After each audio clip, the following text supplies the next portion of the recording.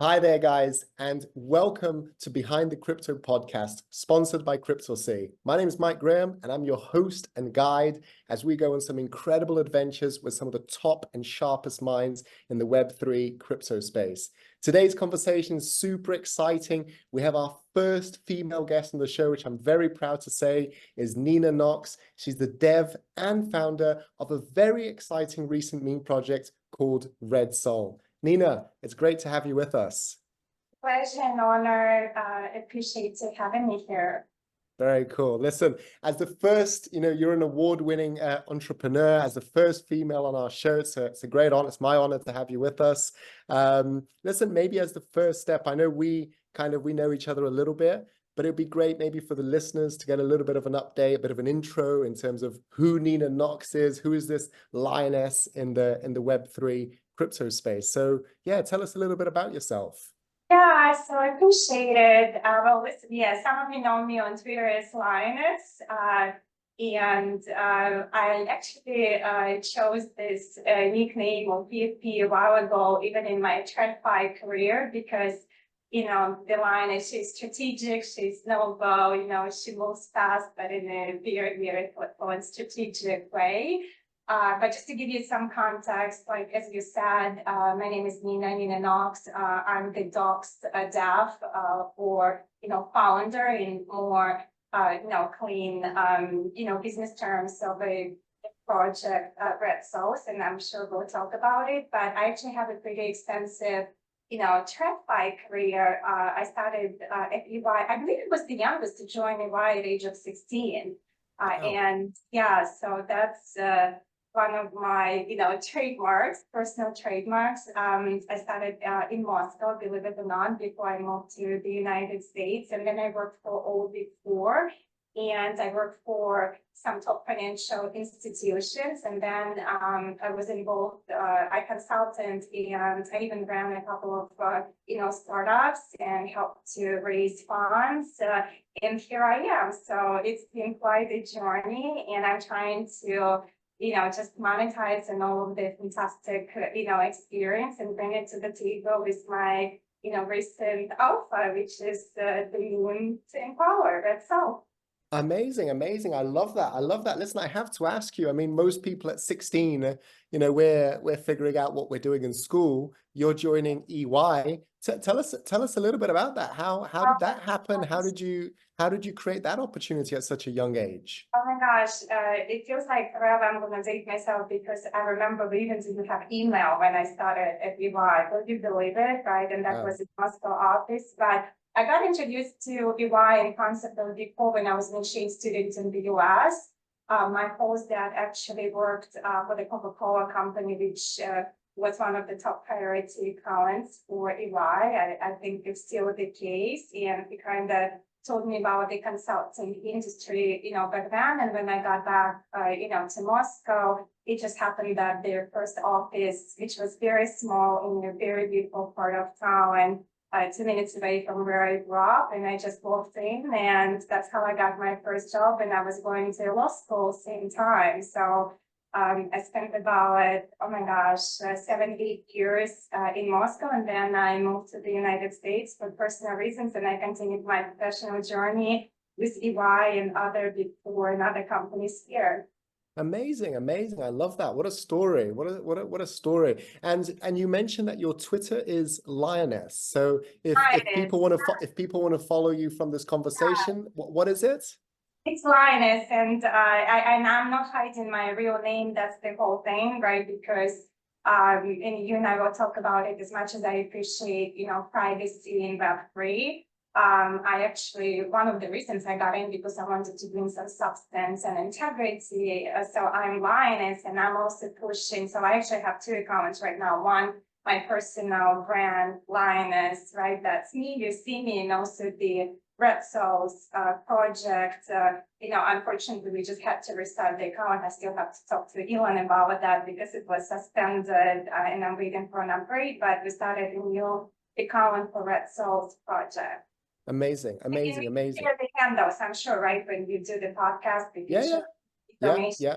Absolutely, owner. absolutely, Thank you. absolutely, absolutely. So listen, tell us a little bit. Obviously, you had this experience in the Big Four. You had the whole, culture move from the US to, sorry, from Russia to the US. How did you end up getting into Web3? I think we all have different ways of how we get exposed and how we entered it.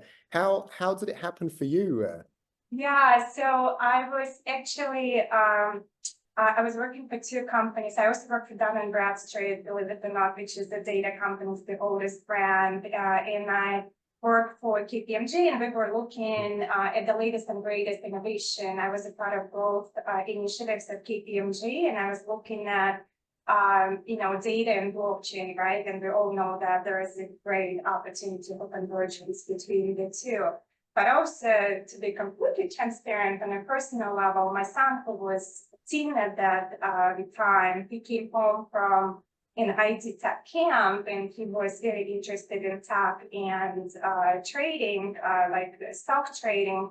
And he just started talking about Bitcoin, and he wouldn't shut up about it, right? So my journey into like true decentralized finance came, through my son, and this is how I got into the space, and I'll tell you more about it. This is when I started, meeting some of the powerhouses and first investors. I'm actually very grateful because I had some mentors in the space as well, similar to my, corporate and financial services career.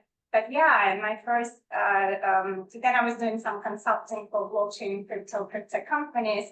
And to be honest with you, my first client came from one of the very senior people at PwC. He called me up and he said, we have this blockchain crypto, client. I have no idea what to do with them. Can you look at them? And without giving the names, it was a company that was trying to use AI to decide what coin is most profitable to mine at a given point in time. So that was my first, consulting client. And then I was like, why are we consulting? Let's build something on our own, right? But before that, I dated people quite a little bit. I saw some projects. I, worked with many startups or my scale-ups, because big, start small, scale fast. So here I am. Amazing, amazing. It's always fascinating to me how people get into the space, right? And it's all, everybody has a different way that they get into the rabbit hole, and then it becomes more and more part of. I was just gonna say it. Yeah. It is a rabbit hole. I mean, Yeah. I thought I was in a rabbit hole when I pivoted to crypto, and I was fortunate to meet some, power names. And you asked me about if I went to Dubai, to the conference this year. I didn't this year, but I felt like I was conference hour because we traveled like crazy. I attended and spoke at many conferences. But if you think that was a rabbit hole when I got into meme and like true Web3, that is a completely different monster. So and it's very exciting, but it's also very challenging. Yeah, no, it is. It is. Well, listen, I think that leads us perfectly to telling us a little bit about your project. Like, what is it that you're up to with rSOL? How did you get that started? I think you've got a very interesting and powerful narrative behind it, right? So tell us a little bit about that. So, after working on something where we were trying to solve for liquidity between centralized and decentralized exchanges, and that's why I can talk, to bigger crypto markets, but also I understand, cryptech, and I always say I'm dangerous enough. I do not position myself as a tech person, but, throughout my career, I even folded some things in my past. So anyway, I was playing a little bit with trading as well, because we were building things for traders. So like, I need to understand the psychology and what's going on right in the trading world. I'm not a pro trader. I don't position myself as a pro trader, but ironically, when I just started playing around with, I sniped a couple of things. Even my son was like, wow.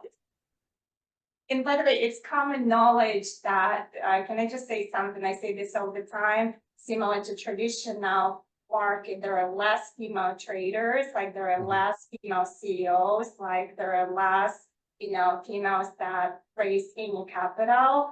but ironically, for whatever reason, they perform better. And people have different theories why it happened, right? Because sometimes people see women are more strategic, or women to have to work, 10 times harder to be acknowledged or, noticed. But anyway, so I started trading, and I just started seeing some, I'm sorry, nonsense like frogs, and people do a meme and then they disappear, and so many people get hurt. And I also saw some projects where people would misuse money, like they would raise money from investors and they would, do crazy things. So forget about transparency and trust, and that's what blockchain is supposed to be, right? So that's why I say it's just about the human nature, but on blockchain you can't hide. But anyway, so when I saw all those frogs and I'm sure there are some blue chip meme coins, I was like, you know what?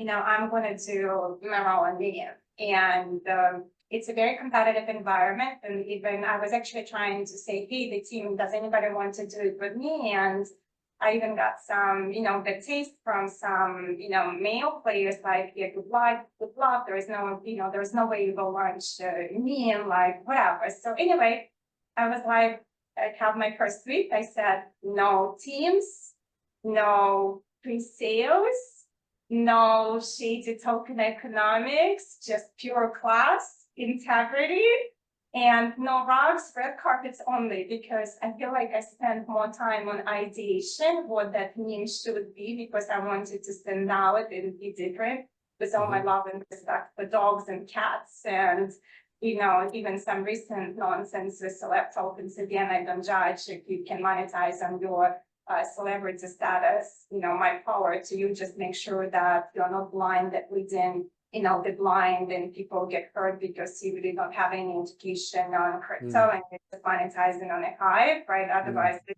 you want to go and shake your assets in front of TV and screen or whatever, and you can take it to multi-billion, market cap, be my guest, as long as you can sustain it, right?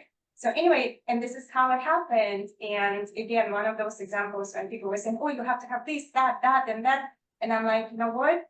I'm going to do it my way. It's going to be maybe like very small, but you have to begin anywhere. Like, this is what I always tell everyone in my network, scale up startups. So here I am. So I called it rSOL because of rSOL shoes, and it's on Solana, right? So I'm playing out to Solana, which is one of my favorite networks, chains right now.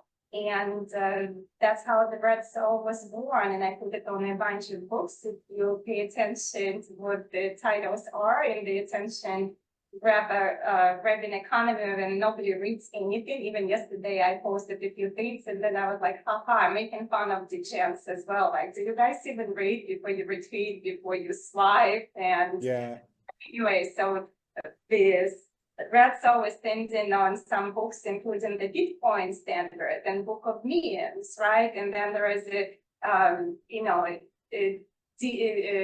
DYOR, which is I'm playing to DOer, but actually it's do your own research by NFA, not financial advice, because I'm trying to relate to girls, but also be attractive to men as well.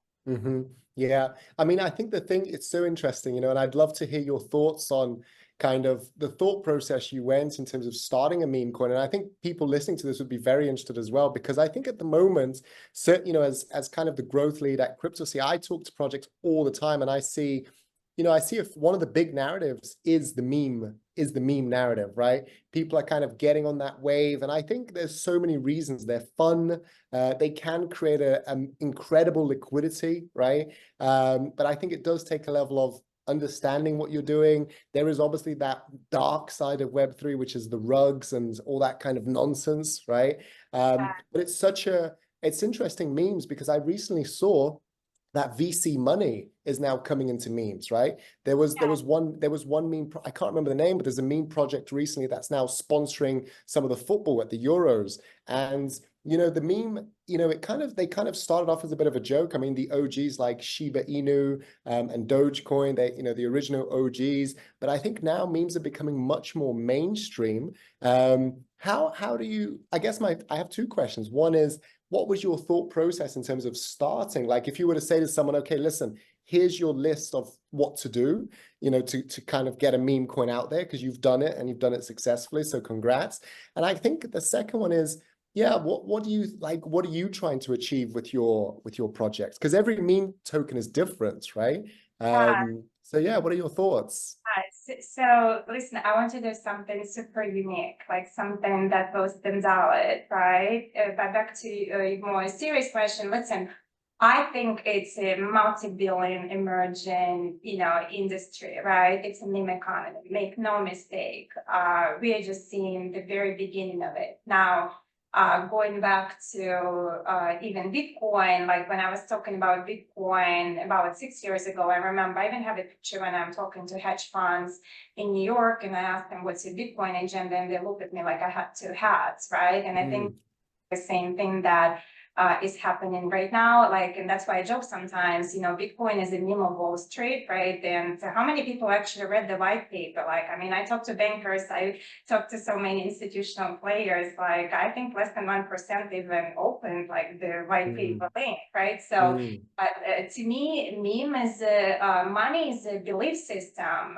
If you read the Bitcoin standard book, right, and you understand the history of monetary system, and I'm very grateful for some mentors in my life too, who kind of led me to that thinking. But let's just be honest, it's a belief system. So Wall Street believes, Bitcoin, or some people still believe that fiat is, right, is money, or people believe that seashells, stones for money. Now, let's take it to the modern ecosystem, right? On top of that it's a belief system, like you said, it's a lot of fun, right? And I came from a very serious environment, but people want something fun, engaging, something simple, right? And I think actually memes have a better chance of traction and adoption because of simple, user-friendly, frictionless experience. And so like Phantom Wallet, right? It's so easy, right? I mean, it's much easier than even going on a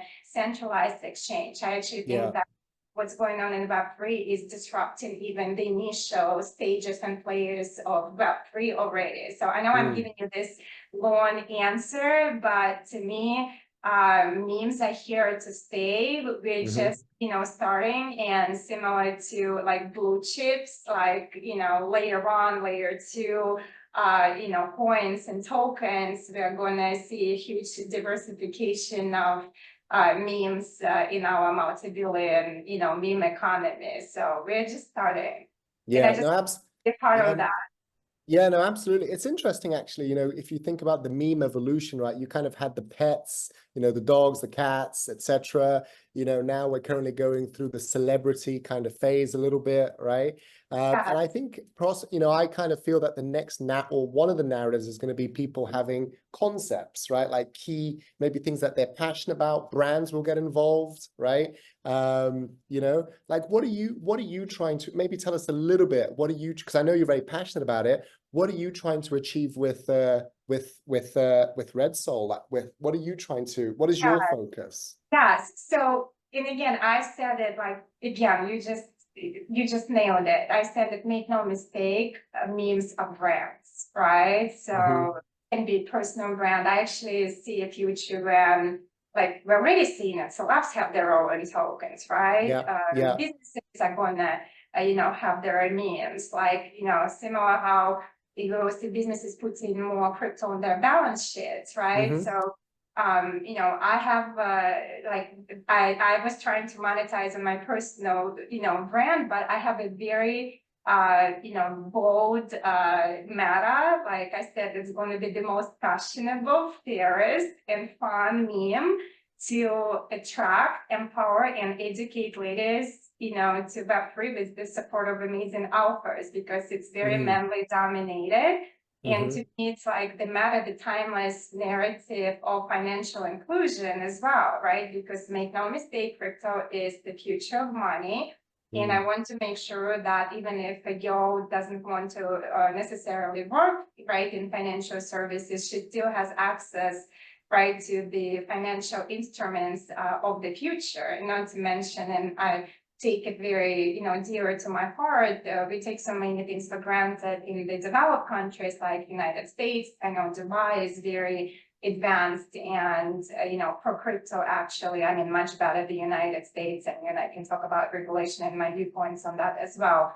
But my goal is to attract and educate, and that's just very different, in my opinion, from what we've seen. So that's the utility. The utility is the movement, but I can totally see how we can do collabs and add on additional utility. And as a matter of fact, I am, dancing around with some amazing other names, some small MC Gems and bigger, players, and I'm looking for some collabs. Like even yesterday, I was on a call with Amazon and Amazon. Like you have to understand the Web3, right? Because they're, making fun, and some other great players. So I see a lot of opportunity for sure. Yeah, I love that. You know what I love about what you're trying to do? I talk to kind of meme projects all the time, Web3 projects all the time.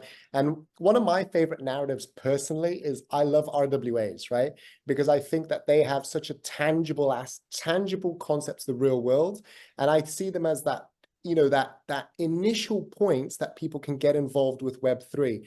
But like you're saying, I think for a lot of people, because right now, most people get involved with Web3, most people through an exchange, right? Like I'd say a large majority of people, they go on Coinbase or Binance, whatever exchange they use, and that's their first initial interaction with the whole crypto Web3 space, right? We're seeing a bit of a change with RWAs, but actually, I think memes will be a huge initial gateway to bringing a lot of people. And I think like what you're saying, the education process is so important, right? Because it's interesting, bad news travels faster than good news, right? And yes, maybe you've been rugged on a meme project, but that doesn't mean that all meme projects are, scams and rugs and etc. Right? So I love the concept of your education. I think that's such a powerful narrative, and I think the whole process of empowering women with knowledge is a fantastic thing as well. So kudos to you. Do you have I guess if we think about maybe your own personal goals or your goals with the project, like what is your maybe let's talk a little bit about that. Like, where are you going? And I'm a competitive, but I'm extremely ambitious and super passionate.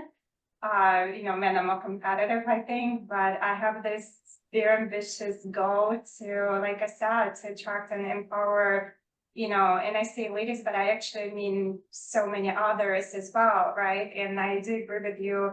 I actually disagree a little bit with you respectfully. I think that, like I said, with the tools, like with Solana Network, and I know that there's some commercial stuff, with Phantom, we're going to see so much more adoption and the concept of crypto. Don't forget, not your keys, not your crypto. So I do want to teach people that, solutions like Phantom Wallet, it's so easy to onboard a normie, right? Because let's face it, there are crypto natives and then they're normies.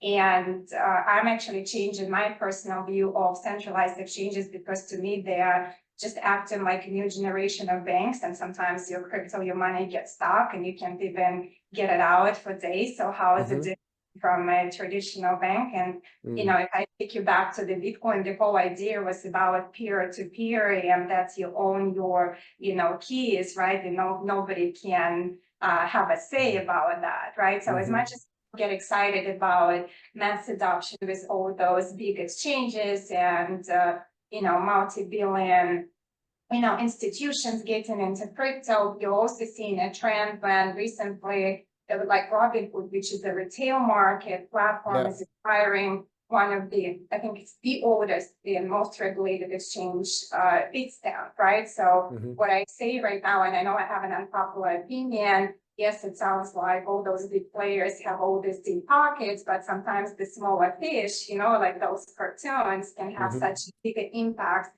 And that's exactly what we're seeing right now in crypto markets. And that's exactly the power of the memes. Listen, there was recently a meme, and I was a part of it. I don't want to say the name. I left it because our values didn't align. And I want to send this message because I didn't feel like, girls, ladies were respected. So I don't want to be associated with it. But the trading volume was more than $2 billion, which is, higher than entire Ethereum. Just think about it for a second, right? So it's gonna continue, to grow. And I Yeah. do believe that the cycle is different because in addition to ETFs and regulation and big boys and VCs and BlackRocks of the world, it's the retail market that is the fierce force behind the mass adoption this cycle. Yeah.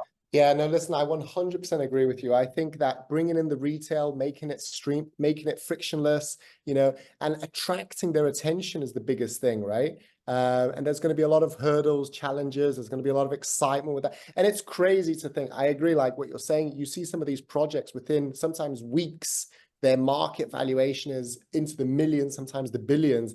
And it's, I don't know any other industry that you could start a company and from scratch in a few weeks, you could have that incredible, liquidity and market cap. Listen, and this is why I say, like, I never give financial advice. It's just my personal, signature. Do your own research. Yeah, like DOer, right? Like DOer research. But also, like last time I mentioned, like I don't have a crystal ball. Like Chanel sent me a crystal ball for the office, which was so funny. But this time, like if you follow me, my signature, you go see two heels like lioness, but also you see those two red heels. So it's like becoming an industry joke. But also sometimes after this post, maybe even to promote you, I can post like I put like a diamond heel inside the crystal ball, like so. And that's how, like, this is my attention grab a play when people are like, what the hell? Why is she posting shoes all the time, right? Like the red. But I think it's one of the classic lines, I think, isn't it? Where attention goes, money flows, and you've got to grab attention. Listen, I guess maybe to bring our conversation towards a bit of an end, it's been very exciting talking to you about the meme culture, what you're doing. I'm so excited to watch your journey and see how well you're going to grow. I'm sure it's going to be fantastic. What's your favorite coin or token at the moment? Outside of yours, what's your favorite? Listen, I love Solana. I know it's controversial. To be fair, I haven't played with Base much. I do believe that the future is multi-chain and, cross-chain. But I just love the speed, the velocity, the simplicity. And again, from an investor standpoint, while everybody's so hung up on Bitcoin and Ethereum, if you look at the growth, the trajectory, the quickest path to monetization, that's going to be Solana. And also I love the Solana ecosystem. But again, I'm not as knowledgeable about Base yet. And I know that many love Base, but that's why I picked Solana. I think it's so easy to onboard, and again, the phantom wallet, and now you have Bitcoin in the wallet. So that's the story. Like to me, Solana would be my favorite blue chip right now. I think I think a lot of people would agree with you. Yeah, I always say, like, listen, I love Bitcoin, but I'm no longer in love with Bitcoin, if that makes sense. Here's my feminine take. And I broke up with Ethereum, even though, listen, it has its lags, it has potential, but Solana is my favorite. And guys, always diversify. This is my timeless advice, like similar to the heel rSOL, right? So it's and I agree. Always diversify. I agree. I love Solana. I think, you're seeing so much development on them. Like a few months ago, they obviously had their problems with the, so many transactions, but hopefully they fixed that. And they've got a very, very bright future, haven't they? Very, very bright future. So it'll be exciting. It'll be exciting. Listen, I guess one of the last 2 points. What is something in terms of the Web3 space that you're very bullish about? And I'll keep that as quite an open question, but not to frame too much the answer you might give me. But what is something that you are quite bullish about? No, I'm a lioness. I'm lioness. No, I'm bullish on potential and growth. I think we're going to see so many interesting new utilities, use case, solutions. I'm beyond pumped. By the way, the tagline for our meme, pump the pumps, and I have to be thankful to my partner because he's very competitive. Pump the pumps. Pump the pumps, right? Like think about it, like, and the idea came actually because I was with my partner, and he's very into sports, and he would say I'm pumped, and I know men are competitive when they trade, and then pumping when the chart is pumping. And then I was looking at my shoes, at home, like next to books. So I was like, this is perfect, pump the pumps, because it can relate to both. It can relate to gentlemen, it can relate to trading. So pump the pumps. So that's our tagline. So if you see the hashtag pump the pumps, that's the tagline of the movement, of the meme movement, rSOL. I love that. You know, this is something actually super interesting with the whole meme narrative, right? Is that it literally becomes like a movement, right? And that is such a powerful, it's a culture, exactly that. It's a culture, and that's such a powerful raw human emotion, right? So that's really cool. Listen, to wrap up, final thing from you, I always ask the guests, this has been such a wonderful interview. Thank you for sharing some alpha with us. Thank you for sharing us your project, and the concept of what you're trying to do. I think it's going to be wonderful. I always ask the guests to maybe leave us with either a quote or an ideology for the audience. So you can leave us with maybe your favorite quote, or you could maybe leave us with maybe an idea that you have. It's totally up to you. Okay. Before I do that, can I thank you for the opportunity and for having me here. And also, I'm very grateful for people in community that is supporting what I'm doing, right? Because I wouldn't be here, this is just, it's not about me, right? It is a movement, it's a culture. And even though I'm the fierce force, even on our Telegram, and you'll see it, right? And people support me on Twitter. But this is what I'm gonna say, for projects who are trying to get into new space, it's conviction, it's consistency, it's community, it's content, it's collaboration, and it's competition, right? So that's just my timeless advice to yourself. And from a Web3 perspective, I truly believe the future is decentralized. We're just not there yet. So keep pumping, and let's pump the pumps. Pump the pump. I thought you were going to say that. I love that. I love that. Nina, it's been a real pleasure. Guys, thank you so much for listening to this podcast. This has been Michael Graham and Nina Knox, and I look forward to seeing you on the next show. Cheers. Bye. It's been a pleasure. Bye.